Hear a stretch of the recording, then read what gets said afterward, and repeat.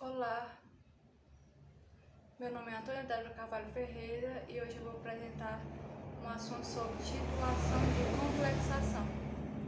Ou seja, a titulação de complexação basicamente consiste no L.R. Maia, na que nós temos o nosso analito, que normalmente é um cátion metálico, seja ele de metal alcalino, terroso, ou um metal de transição. Na bureta, nós temos o titulante, que é um composto orgânico que, ao se ligar ao cátion metálico, ele forma um complexo estável. Aí nós chamamos ele de titulante dentro de todo o contexto, de ligante.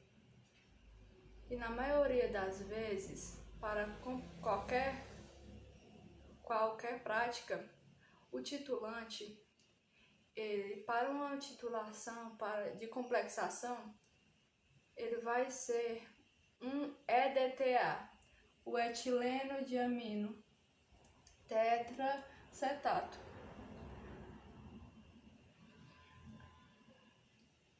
E essa substância orgânica, ela é um ácido fraco, poliprótico. Especificamente ele possui 4 átomos de hidrogênio ionizáveis, com a maioria dos centros metálicos. Aqui nós temos a estrutura do EDTA livre, onde os 4 ligantes, átomos de hidrogênio e ionizáveis, que são esses 4 aqui, esse aqui, esse aqui, esse e esse. Esses são os 4, onde ele pode se coordenar por esses 4 pontos, além dos pares de elétrons não ligantes que ele tem, do átomo, né, de hidrogênio. Então aqui nós temos o esquema de EDTA complexado.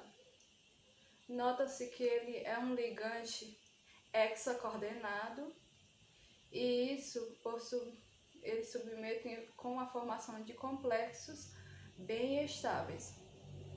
Então, cada uma dessas ionizações, na verdade, fazem parte de um equilíbrio, e cada uma desses equilíbrios tem uma constante própria. Por exemplo, aqui, ó, o que seria o equilíbrio da primeira ionização, onde nós temos o que? Aqui representamos o EDTA com a letra Y. O H4Y, ele representa exatamente o exemplar, o elétron livre, com os seus 4 hidrogênios ligados à estrutura original da molécula. Então nós temos aqui o equilíbrio, onde ele é liberado 1 mol de H+ para cada mol de H4Y, e a constante dele, neste caso, ele é 1 vezes 10 a menos 2.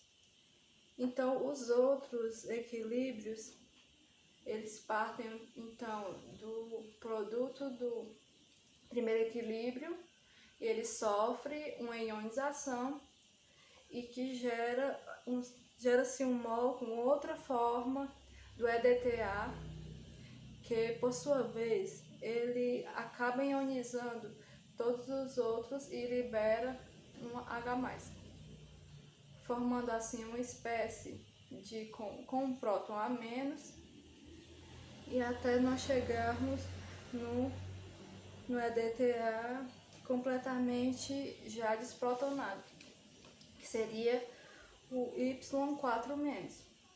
Então, notem também que os valores das constantes diminuem a cada uma das ionizações, e as duas primeiras são mais fáceis e as duas últimas são bem mais difíceis. Então, ao olhar a forma das constantes, ao olhar toda a forma de ionização do EDTA, a gente consegue perceber claramente que o pH influencia diretamente na sua forma de como o EDTA está disponível.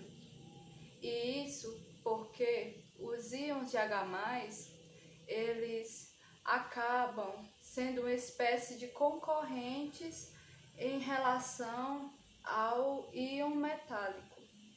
Porque o EDTA ele pode se ligar ao centro metálico, mas ele pode se ligar também ao outro H+. Então, na verdade, quanto mais desprotonado for o EDTA, ele mais difícil e mais eficiente para a formação do complexo, como sendo um centro metálico. Na verdade, quando nós temos um pH de 10 em diante, a espécie que predomina é o Y4-. E neste caso, nós chegamos na melhor forma de complexação com o centro metálico.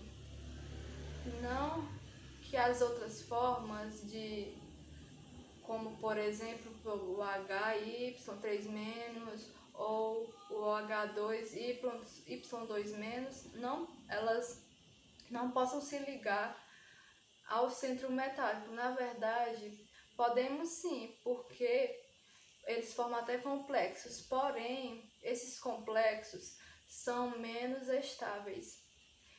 E então, nós precisamos olhar o H+ como se fosse um concorrente no que diz respeito à reação com o EDTA quando comparado com o centro metálico. Então, nós temos uma ideia de como as várias formas de EDTA se distribuem sobre a solução.